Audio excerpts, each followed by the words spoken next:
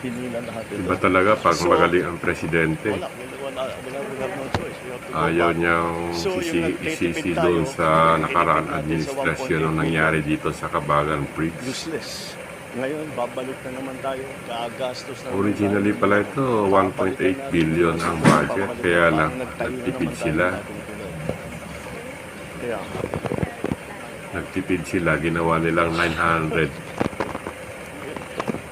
million plus. Tapos, nag-request ng dagdag, ginawang 1.2 billion. not the blame.